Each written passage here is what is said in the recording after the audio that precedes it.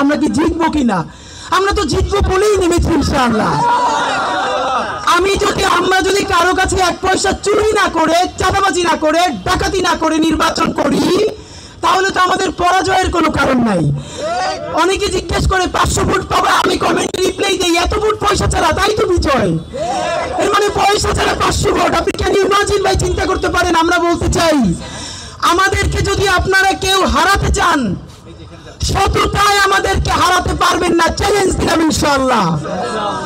সুতরাং নতুন বাংলাদেশের চ্যালেঞ্জ হবে আমাদের সাথে যারা সততার প্রশ্নে নামতে পারবেন, ইনসাফের প্রশ্নে নামতে পারবেন।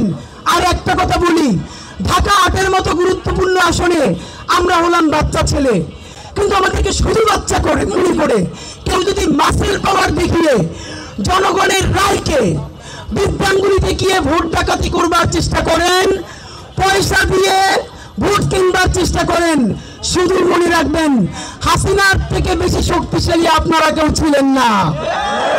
যেই বাচ্চারা হাসিনাকে পালাতে বাধ্য করেছে, আপনারা যদি ভোট ডাকাতির বা ভোট চুরির বা ভোট কেনার চিন্তা করেন, আপনারাও গণপ্রতিরোধের শিকার হবেন।